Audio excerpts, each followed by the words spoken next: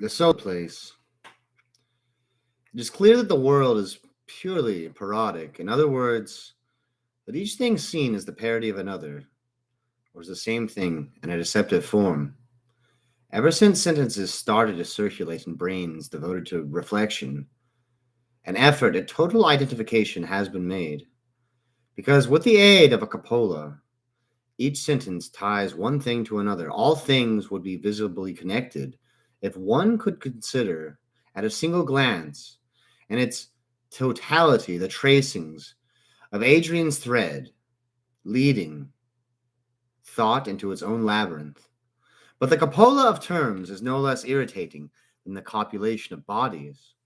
And when I scream, I am the sun, an integral erection results. Because the verb to be is the vehicle of amorous frenzy. Everyone is aware that life is parodic and that it lacks an interpretation. Thus, lead is the parody of gold, air is the parody of water, the brain is the parody of the equator, coitus is the parody of crime. Gold, water, the equator, or crime can each be put forward as the principle of things. And if the origin of things is not like the ground of the planet that seems to be the base, but like the circular movement that the planet describes around a mobile center, then a car, a clock, or a sewing machine could be equally accepted as the generative principle. The two primary motions are rotation and sexual movement, whose combination is expressed by the locomotive's wheels and pistons. These two motions are reciprocally transformed, the one into the other. Thus, one notes that the sun, by turning, makes animals and men have coitus, and because the result is as much the cause as that which provokes it, that animals and men make the earth by having coitus. It is the mechanical combination of transformation of these movements that the alchemists sought as the philosopher's stone. It is through the use of this magically valued combination that one can determine the present position of men in the midst of elements. With abandoned shoe, a rotten tooth, a snub nose, the cook spitting in the soup of his masters, an umbrella, a sexagenarian, a seminarian, the smell of rotten eggs, the hollow eyes of judges are the roots that nourish love. A dog devouring the stomach of a goose, a drunken, vomiting woman, a sobbing accountant, a jar of mustard that represents the confusion that serves as the vehicle of love. A man who finds himself, among others, is irritated because he does not know why he is not one of the others. In bed next to a girl he loves, he forgets that he does not know why he is himself instead of the body he touches. Without knowing it, he suffers the mental darkness that keeps him from screaming that he himself is the girl who forgets his presence while shuddering in his arms. Love or infantile rage, or provincial dowager's vanity, or clerical pornography, or the diamond of a soprano bewilder individuals forgotten in dusty apartments. They can very well try to find each other.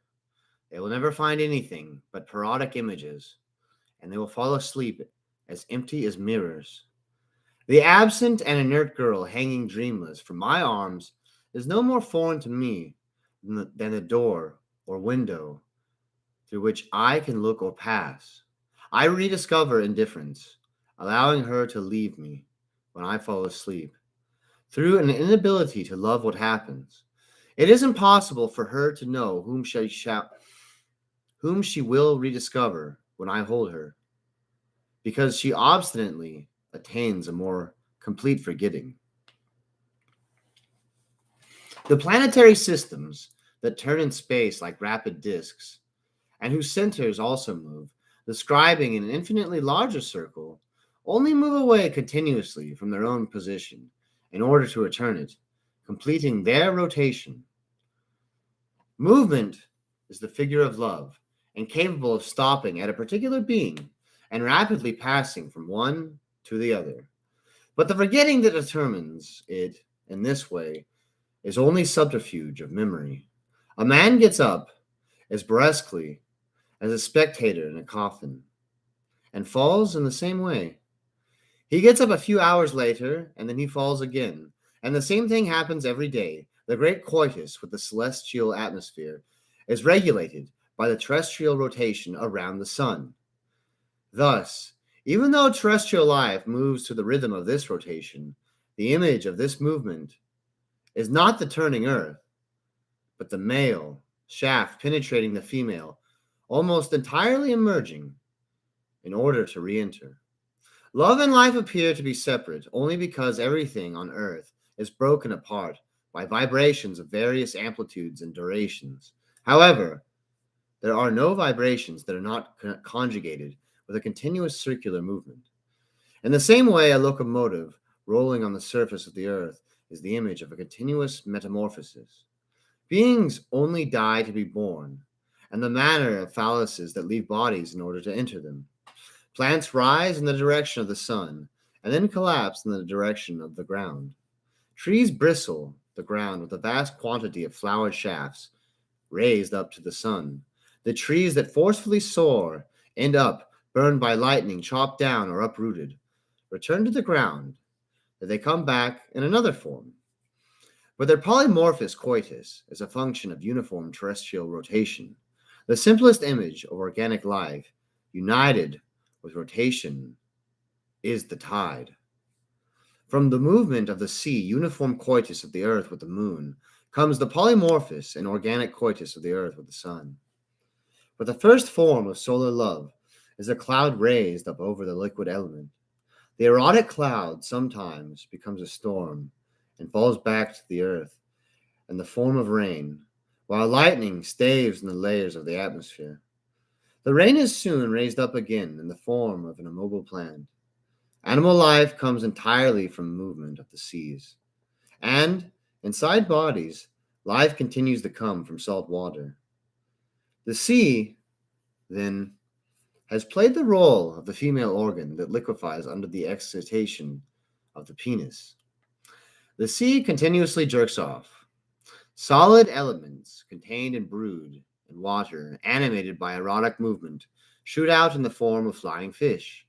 The erection and the sun scandalize, in the same way as the cadaver and the darkness of the cellars. Vegetation is uniformly directed up towards the sun. Human beings, on the other hand, even though phalloid like trees, in opposition to other animals, necessarily avert their eyes. Human eyes tolerate neither sun, coitus, cadavers, nor obscurity, but with different reactions. When my face is flushed with blood, it becomes red and obscene. It betrays, at the same time, through morbid reflexes, a blood erection and a demanding thirst for indecency and criminal debauchery. For that reason, I am not afraid to affirm that my face is a scandal and that my passions are expressed by the Jesavi. The terrestrial globe is covered with volcanoes, which serve as its anus. Although this globe eats nothing, it often violently ejects the contents of its entrails. Those contents shoot up with a racket and fall back, streaming down the sides of the Jesavi, spreading death and terror everywhere. In fact, the erotic movements of the ground are not fertile like those of the water, but are far more rapid. The earth sometimes jerks off in a frenzy, and everything collapses on its surface. The Jesavi is thus the image of an erotic movement that burglarizes the ideas contained in the mind, giving them the force of scandalous eruption. The eruptive force accumulates in those who are necessarily situated below. Communist workers appear to be to the bourgeoisie as ugly and dirty as hairy sexual organs or the lower parts. Sooner or later, there will be a scandalous eruption, in the course of which the asexual noble heads of the bourgeoisie will be chopped off. Disasters, revolutions, and volcanoes do not make love with the stars. The erotic, revolutionary, and volcanic deflagrations antagonize the heavens. As in the case of violent love, they take the place behind the constraints of fecundancy. In opposition to celestial fertility, there are terrestrial disasters. The image of terrestrial love without condition, erection without escape and without rule, scandal and terror. Love then screams in my own throat. I am the Jessavi, the filthy parody of the torrid and blinding sun. I want to have my throat slashed while violating the girl to whom I have been able to say, "You are the night." The sun exclusively loves the night and directs its luminous violence, its ignoble shaft towards the earth, but it finds itself incapable of reaching the gaze, or even the night. Though the nocturnal terrestrial expanses head continuously toward the indecency of the solar ray. The solar annulus is the intact place of her body at 18 years, to which nothing sufficiently blinding can be compared except the sun, even though the anus is the night.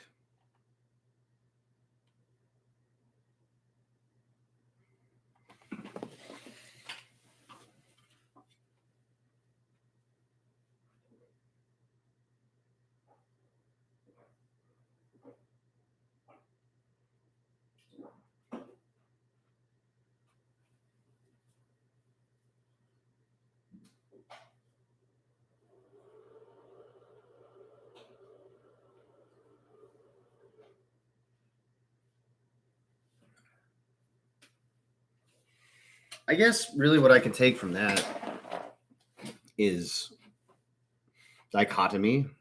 There's no marriage without divorce, there's no life without death, etc., etc., etc. That's mainly it, I guess. But also, in the Kybalion, it speaks to be at one place or another. I guess really the takeaway here is the circadian rhythm. All right. I mean, but it's suggesting that the circadian rhythm is pushed beyond just the terrestrial realm, because that's what the circadian rhythm suggests, right? That, like, birds and lizards, they don't have clocks, but they go out and they start doing bird stuff and animal stuff, like probably at the same time every day. And if not the same time every day, within a 5-minute window, I would say. I do something similar. I wake up without an alarm clock. I haven't needed one for years. And I think what the alarm clock does, like, it like frightened me. It like shook me like awake every morning. So being in touch with the great celestial rhythm, I think, is important because I don't know, it's stagnation, but also it's the highest order. And so when you subscribe to like lower orders, this sort of like lifestyle,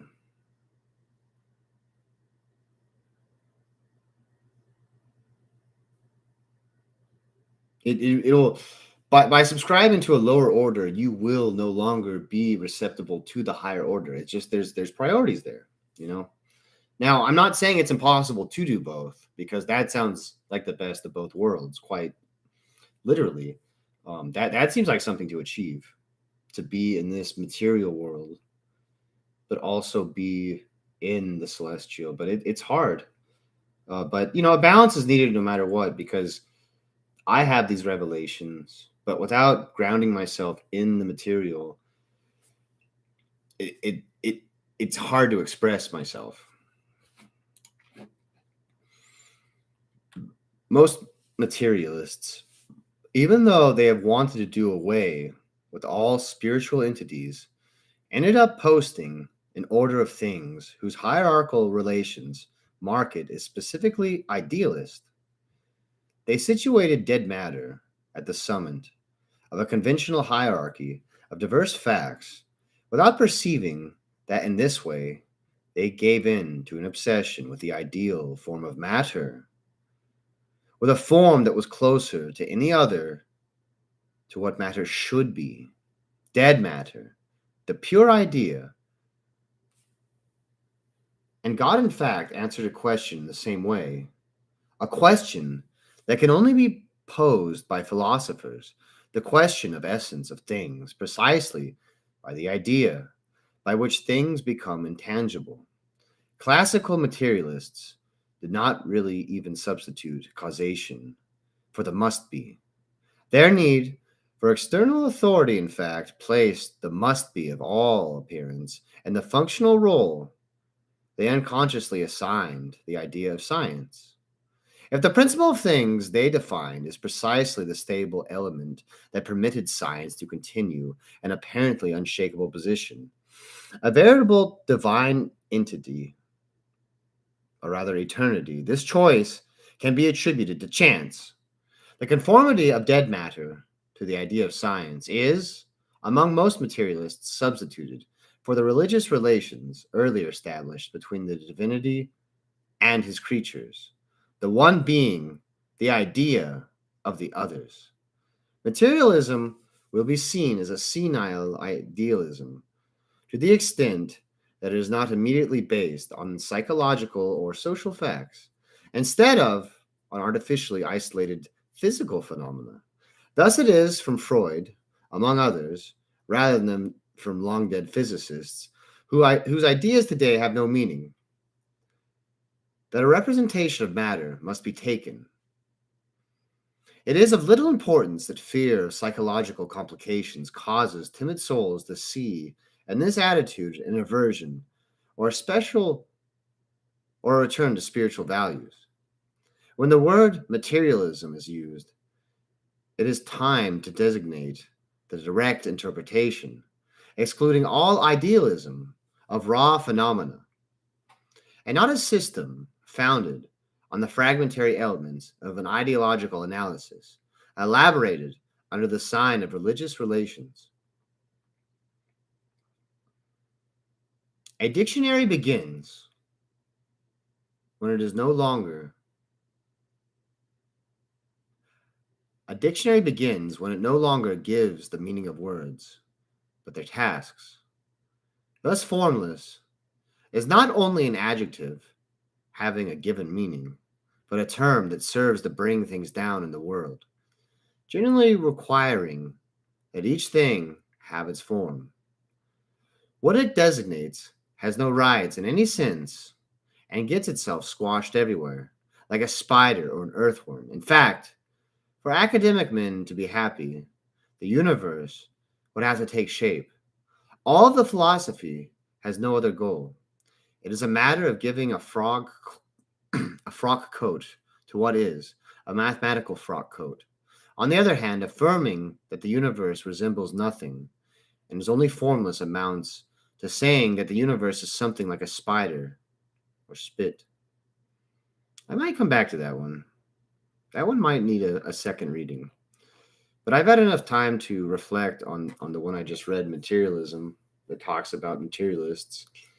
And I guess for me, going to school, I get really confused about the idealists and the materialists because to me, in many ways, they seem to be the same thing. And that's basically what it's talking about here for a solid paragraph, a huge paragraph. It's just like an obelisk, which is a very different tone from earlier. Before it kind of sounded like a poem in a way, but now this starts sounding like I guess like a dictionary. I guess like the next poem's gonna say.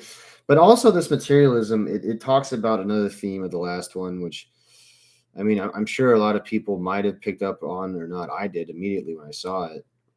And that is talking about the bourgeoisie and the workers and stuff. And I guess that kind of goes into what I said about like maybe the workers, at least in the poem, right? I'm just talking about in the poem, in the framing of the poem, fictional basis, like theoretical and highly ideal. And of course, I have confirmation bias because it confirms my bias that I think that, yeah, being lower to the ground, you're going to be closer to the great celestial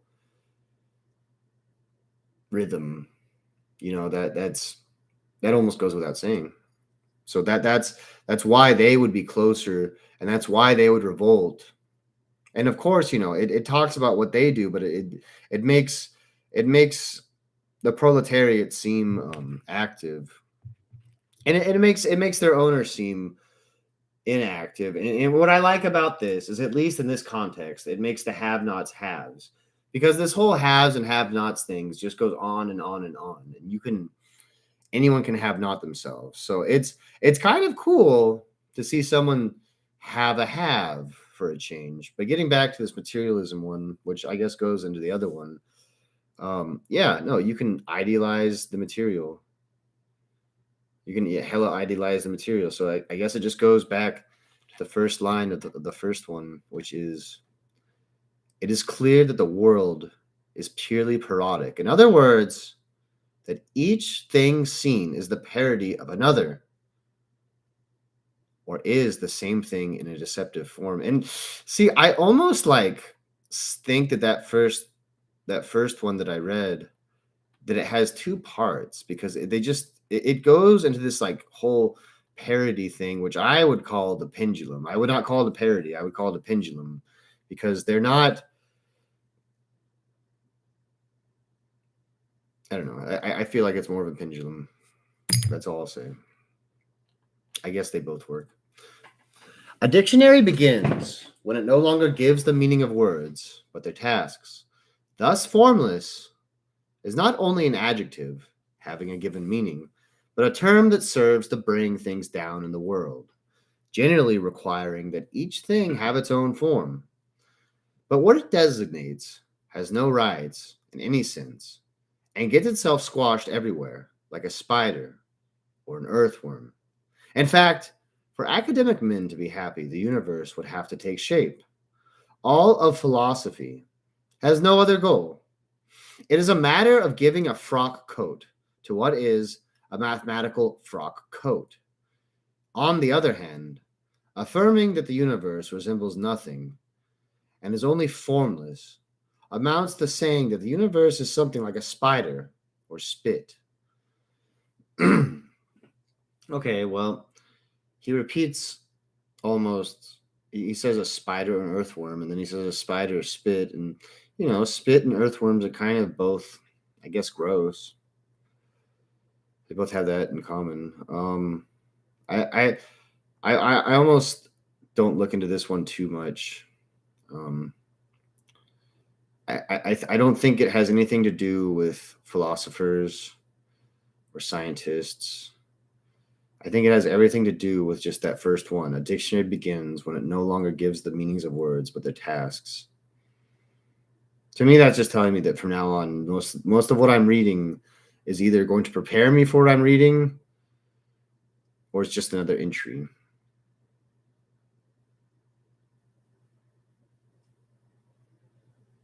In fact, for academic men to be happy, the universe would have to take shape.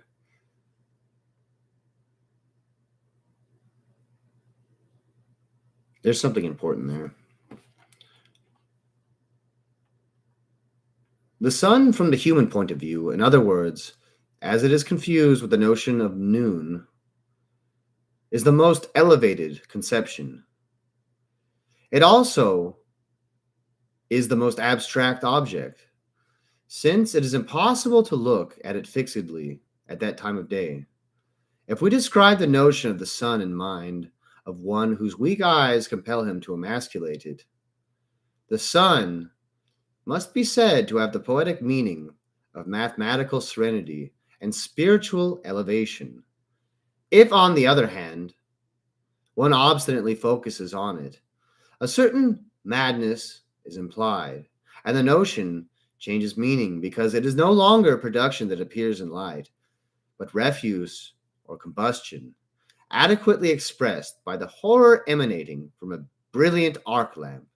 In practice, the scrutinized sun can be identified with mental ejaculation, foam on the lips, and an epileptic crisis, in the same way that the preceding sun is perfectly beautiful. The one that is scrutinized can be considered horribly ugly. In mythology, the scrutinized sun is identified with a man who slays a bull, with a vulture that eats the liver. In other words, with the man who looks along the slain bull or the eaten liver, The Mithric cult of the sun led to a very widespread religious practice. People stripped in a kind of pit that was covered with a wooden scaffold, on which a priest slashed the throat of a bull. Thus, they were suddenly doused with hot blood. To the accompaniment of the bull's boisterous struggle and bellowing, a simple way of reaping the moral benefits of the blinding sun. Of course, the bull himself is also an image of the sun, but only with his throat slit. The same goes for the cock, whose horrible and particularly solar cry always approximates the screams of slaughter. One might add that the sun has also been mythologically expressed by a man slashing his own throat, as well by an anthropomorphic being deprived of a head. All of this leads one to say that the summit of elevation is in practice confused with the sudden fall of an unheard violence. The myth of Icarus is particularly expressive from this point of view. It clearly splits the sun in two, the one that was shining at the moment of Icarus's elevation, and the one that melted the wax, causing failure and a screaming fall when Icarus got too close. This human tendency to distinguish two suns owes its particular importance, in this case, to the fact that the psychological movements described are not ones that have been diverted, nor their urges unattenuated by secondary elements. But this also indicates that it would be ridiculous, a priori, to try to determine the precise equivalence of such movements in an activity as complex as painting. It is nevertheless possible to say that academic painting more or less corresponded to an elevation without excess of the spirit. In contemporary painting, however, the search for that which ruptures the highest elevation and for a blinding brilliance has a share in the elaboration or decomposition of forms. Though strictly speaking, this is not noticeable in the paintings of Picasso. I really like this one. This one will probably be my favorite. Something about the just like I've read things like this before. I've read the esoteric before. And it's written the way I speak and the way I think. It's the same language. Or the same dialect. I had talked about elevated concepts earlier, and I was just fucking rewarded. And somebody told me their name today, and it has like a Greek sound to it to me. And I was going to tell them that my name is Icarus, but I didn't. And for the second time now, I was going to tell someone that my name was Icarus, and I would have been rewarded, but I didn't. So that maybe I'm not Icarus. But his struggle is my struggle, because it's so easy to get closer and closer to the sun, because it's so magnificent, and becoming closer to it, flying in a way is just as like, being is as radiant. I like how it talks about these elevated ideals, right? Because that, I talked about that earlier. I'm getting a lot of confirmation bias from this. But there are parts that do make me slightly uncomfortable. Like the sacrifice. I mean, everything about the sacrifice is true. But it's just told in this tone that, I mean, it kind of wants you to go sacrifice a bull instead. I don't know. That part is kind of fucked up. But I guess, I guess I eat cows. And, I guess I eat the female bull all the time. And that it happens just the same way. So I don't know. That's something to think about. It's something to think about.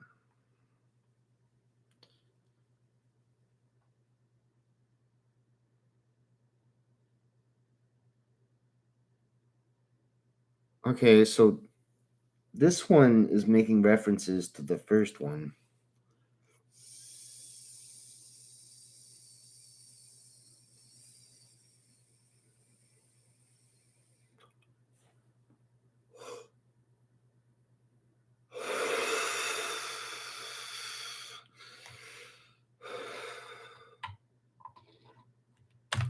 When my face is flushed with blood, it becomes red and obscene. It betrays, at the same time, through morbid reflexes, a bloody erection and a demanding thirst for indecency and criminal debauchery. For that reason, I am not afraid to affirm that my face is a scandal, that my passions are only expressed by the Jesuvi. The terrestrial globe is covered with volcanoes, which serve as its anus. Although this globe eats nothing, it often violently ejects the contents of its entrails. These contents shoot out with a racket and fall back, streaming down.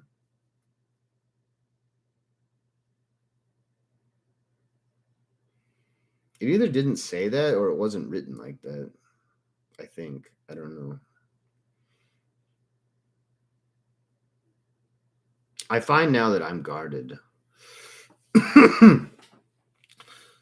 To the extent that a description of human life that goes back to the origin tries to represent what the formless universe has accomplished in producing man rather than something else, how it has been led to this useless production, and by what means it made this creature something different from all the rest, to extend, it is necessary to abandon scientific anthropology, which is reduced to a babbling even more senile than puerile, reduced to giving answers that tend to make questions put to it seem ludicrous, whereas the answers alone are miserable. So, when confronted with the inevitable and demanding brutality of an interrogation taking upon itself the very meaning of life that this anthropology supposedly aims to describe, but in the first place, at least, philosophical speculation is rejected with no less impatience than the impotent theories of prehistory. When this speculation, obeying the dictates of a guilty conscience, almost always kills itself or timidly prostrates itself before science. For even if this inhuman prostration can still be denounced, even if it is possible for a man to contrast his own cruelty and madness with a necessity that is crushing him, nothing of what is known of the means proper to philosophical investigation can inspire him any confidence.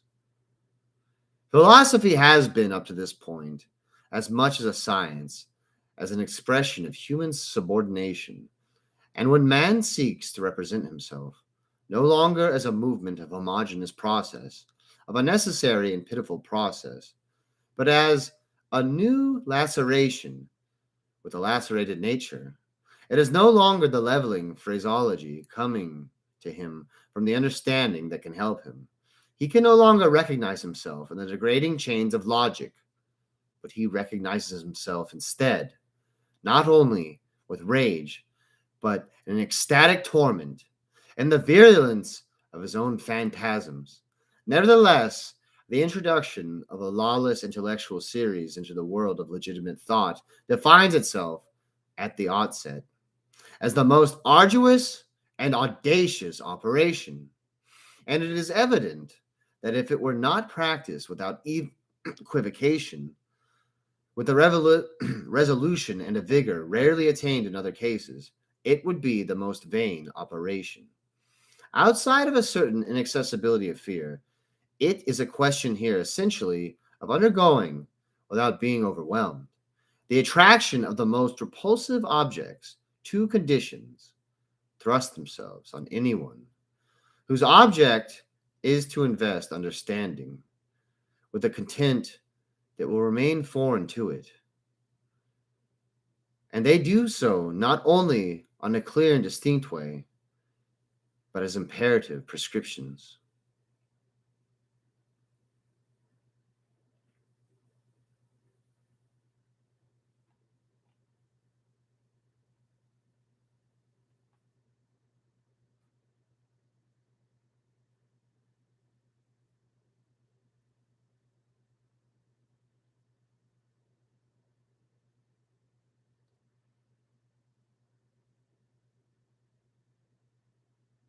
I think mainly I mean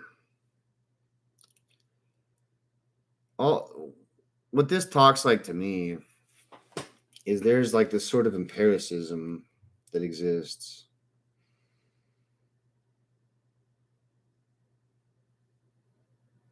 And it's just, I don't know, it's just not the case. Like, who's a shaman, right? I personally consider a shaman to be anyone that a shaman considers a shaman. And so, I mean, who's to say who a shaman is, really? And I think the biggest difference between being a shaman and being all the other things that I've seen, though, and these people that exist that do have connections, but they're not shamans because they have this like sophistry about them. And I think mainly it's just because they've mixed money with what they do, with what they've tainted it, right? They've tainted the well. They've told themselves, I'm not going to do the wrong thing here. And then they did the wrong thing. And so that's really what it is, right? A shaman will not sell out his gift and his message for profit, I guess. Whereas, like, I'm not saying that this is where they go wrong, but this is a symptom after they've gone wrong. There's just this sort of like persnicketiness, this sort of like, I know more than you do. And the reason why that's wrong is because they're trying to outsmart you, or they're trying to show you how smart they are, which is great, but this has very little to do, besides being able to pronounce these words, with being smart. And it has everything to do with, like, you know, this thing right here, feeling. So I guess that's what I take from it, right? Is don't think, feel. If you want the magic to happen, if not, but otherwise, empiricism will knock it out.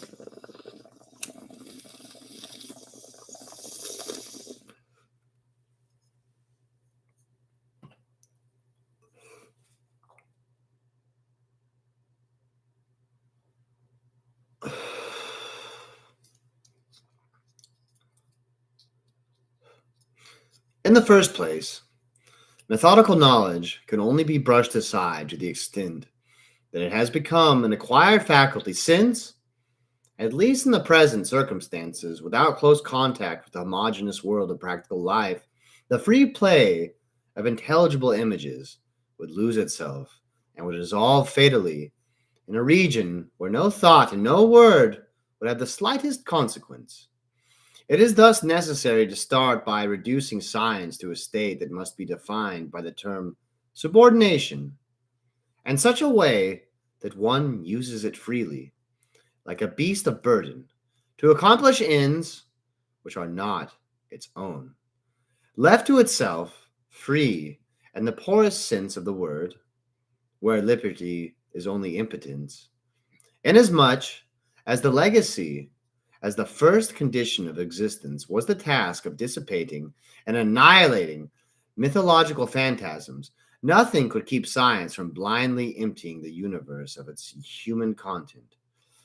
But it is possible to use it to limit its own movement and to situate beyond its own limits what it will never attain, that before which it becomes an unsuccessful effort and a vague, sterile being. It is true that posed in this way by science, these elements are still only empty terms and impotent paralogisms.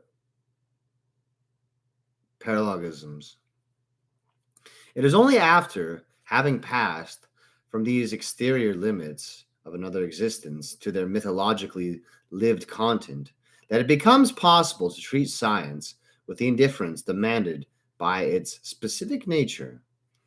But this takes place only on condition that one first enslaved science through the use of weapons borrowed from it, by making it itself produce the parallelisms that limit it. The second condition, first of all, only one of the forms of the first, here too science is utilized for a contrary end. The exclusion of mythology by reason is a necessarily rigorous one, on which there is no going back, and which, when required, must be made still more trenchant. But this, at the same time, is necessary to overturn the values created by means of this exclusion. In other words, the fact that reason denies any valid content on a mythological series is the condition of its most significant value. For if the effective violence of human intelligence is projected like a specter across the deserted night of the absolute or of science, it does not follow that this specter has anything in common with the night in which its brilliance becomes glacial. On the contrary, a spectral content only truly exists as such from the moment when the milieu that contains it defies itself through its intolerance, towards which appears in it as a crime. The strongest repulsion by science that can be represented is necessary for the characterization of the excluded part. Such a characterization must be compared to the effective charge of an obscene element whose obscenity derives only from the prohibition leveled against it. So long as the formal exclusion has not taken place, a mythical statement can be assimilated to a rational statement. The mythical can be described as real and can be methodically explained. But at the same time, it loses its spectral characterization, its free falseness. It enters, as in the case of revealed imperative religions, into various mystical groupings that have a goal as the narrow enslavement of impoverished men to an economic necessity. In other words, in the last analysis, to an authority that exploits them. It is true that such an operation would be inconceivable at the present time, due to the fact that the possibilities have been limited by the very development of science. Science, proceeding on the basis of a mystical conception of the universe, has separated the constituent elements of the universe into two profoundly distinct classes. It has elaborated through assimilation the necessary and practical parts, transforming a mental activity which previously was only an instrument of exploitation into an activity useful for man's material life. At the same time, it had to brush aside the deleterious parts of the old religious constructions in order to destroy them. But this act of destruction becomes, at the final point of development, an act of liberation. Delirium escapes from necessity, casts off its heavy mantle of mystical servitude, and it is finally only then that, nude and lubrous, it plays with the universe and its laws as if they were toys. I mean, my biggest takeaway from this is it kind of came from the beginning. Is when you science is you. So like,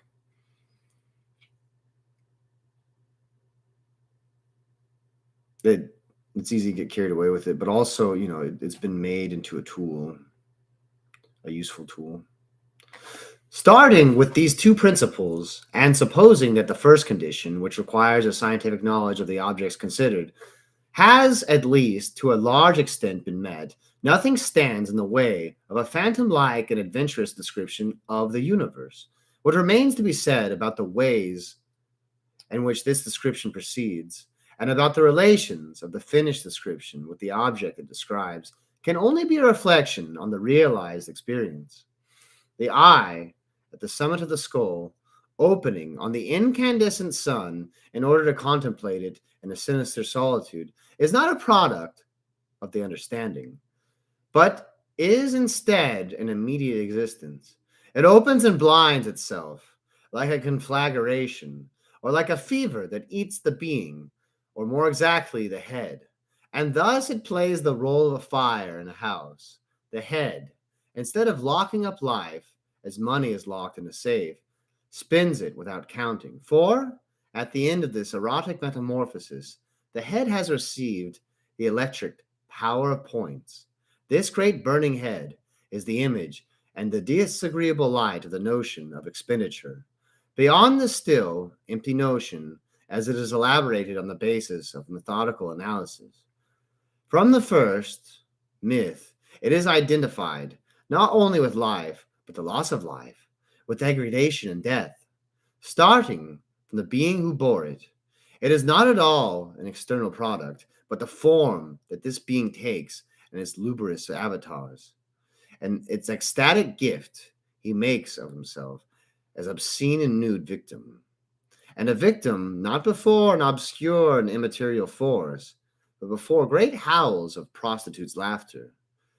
Existence no longer resembles a neatly defined itinerary from one practical sign to another, but a sickly incandescence and a durable orgasm. I don't know what I just read. I don't know what any of this is. It seems like the less I pay attention to this, the better my reading gets, and the less I skip. It just sounds smoother, which is horrifying. That there's horrifying, but I I'm gonna try to just do that. No matter, but the cool thing about it though is while I'm doing this, my mind wanders. So maybe that's the beauty here. Maybe that's the beauty of everything going on here is it can do that. Because I mean, I would prefer to do that.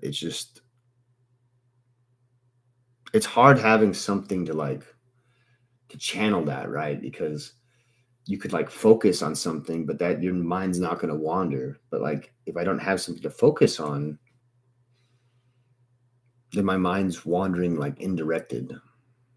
It's so it's almost like it gives me form while I wander, and it's I don't know. Yeah, when I'm doing that though, I have no idea what I'm reading. No matter how blinding the mythical form, insofar as it is not simple representation, but the exhausting consumption of being, it is possible at first, indistinct appearance, to pass from a content to a container, to a circumstantial form that, although it is probably unacceptable from the point of view of science, does not seem different from the habitual constructs of the intellect. The distribution of organic existence on the surface of the earth takes place on two axes.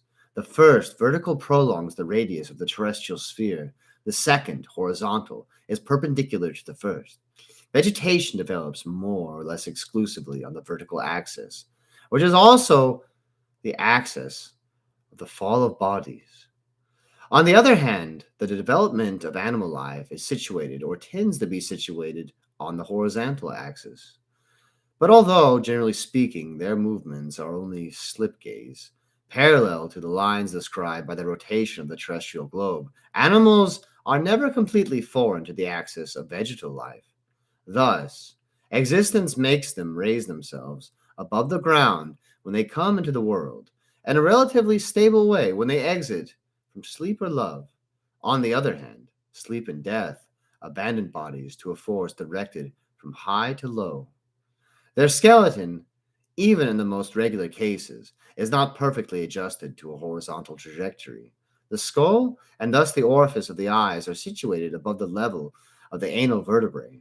However, often, if one refers to the position of the male in coitus and the structures of some birds, a complete verticality is never attained.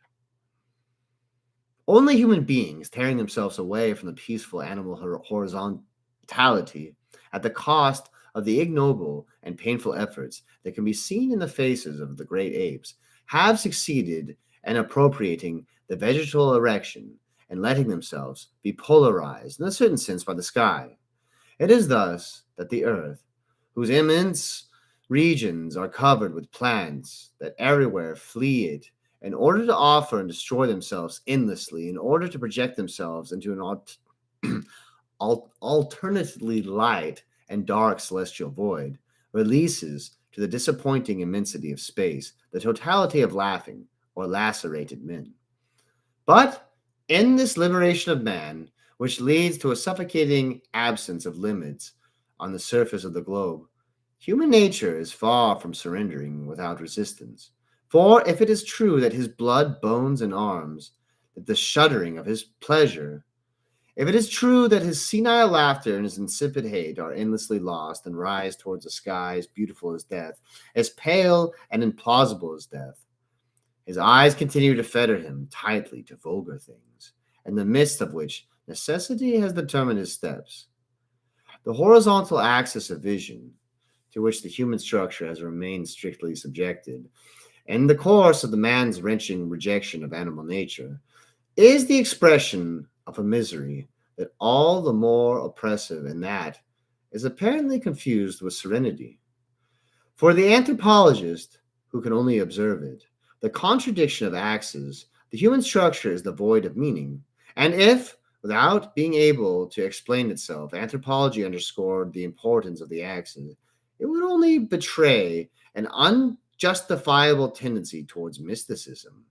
The prescription of the perpendicular axis only takes on its value when it becomes possible to construct on those axes the puerile play of a mythological existence, answering no longer to observation or deduction, but to a free development of the relations between the immediate and varied consciousness of human life and the supposedly unconscious givens that constitute this life.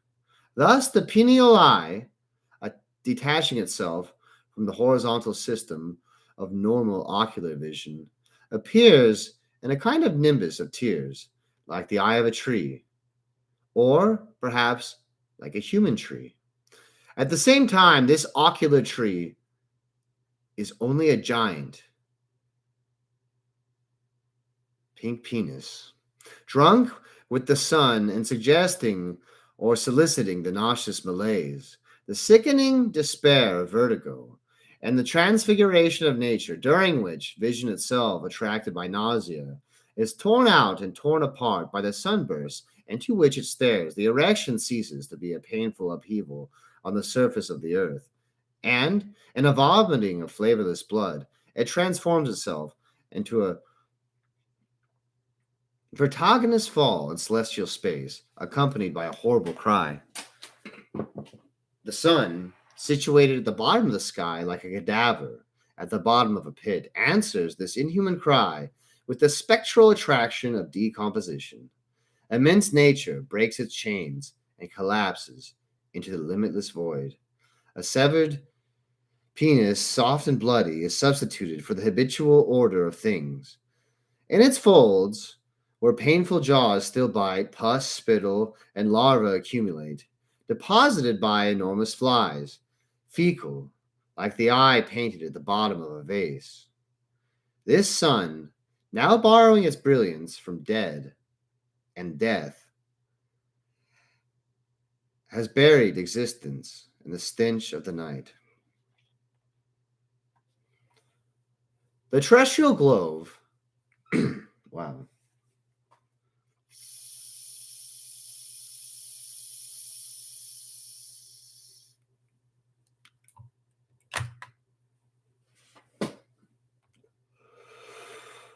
The terrestrial globe has retained its enormity like a bald head, in the middle of which the eye that opens on the void is both volcanic, volcanic and lacustrine. It extends its disastrous countryside into the deep folds of hairy flesh, and the hairs that form its blush are induated with tears. But the troubled feelings of a degradation even stranger than death do not have their source in a typical brain. Heavy intestines alone press under this nude flesh, as charged with obscenity, as a near end, one that is just as satanic as the equally nude bottom. A young sorceress raises the black sky at the moment her fundament opens to emit a flaming torch. The love cry torn from this comic crater is a feverish sob and a rattling blast of thunder. The fecal eye of the sun, who has torn itself from these volcanic entrails, and the pain of a man who tears out his own eyes with his fingers, is no more absurd than this anal maternity of the sun. They did a good job by throwing in speed bumps at me because I just couldn't get through all that. I know what induated means, but for some reason, that one with all the other $5 words kind of slowed me down. Oh, there's some shit going on here. I can say there's some shit going on here. I don't know. This is trying to describe the Jessave, and I don't know what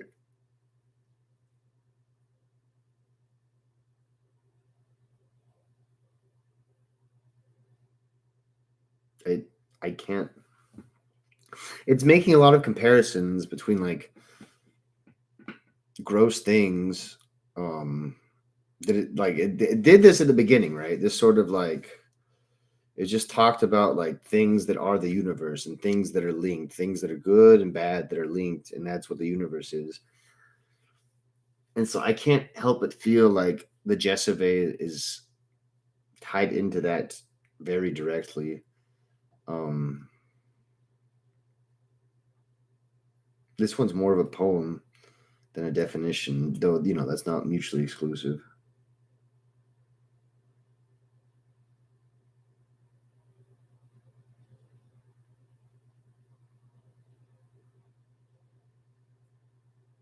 I guess the Jessave is the world or something. I mean, I'm going for the cheap shot here every time, but I'm just reading the first sentence. The terrestrial globe has retained its enormity like a bald head.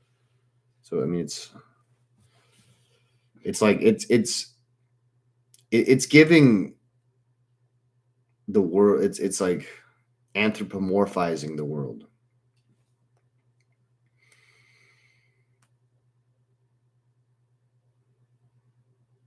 The intolerable cry of cocks has a solar significance because of the pride and feeling of triumph of man perceiving his own dejecta under the open sky.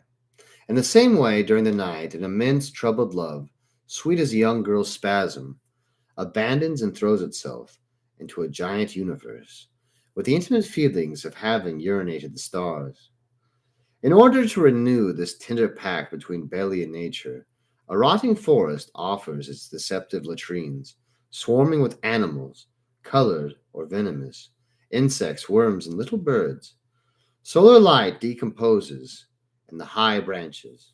An Englishwoman, transfigured by a halo of blonde hair, abandons her splendid body for the lubricity of the imagination, driven to the point of ecstasy by the stunning odor of decay of a number of nude men.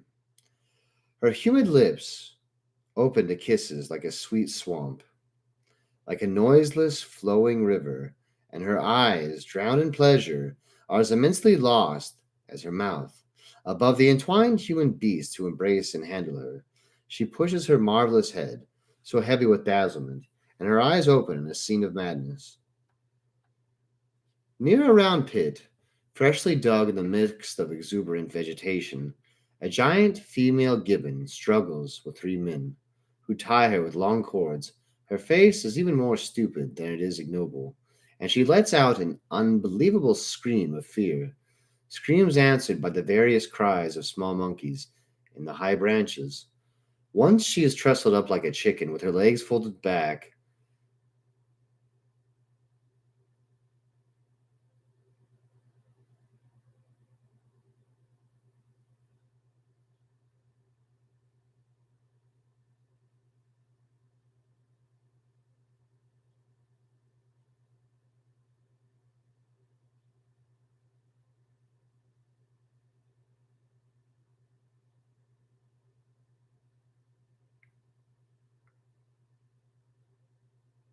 Okay, yeah, this is just madness. This is just complete madness.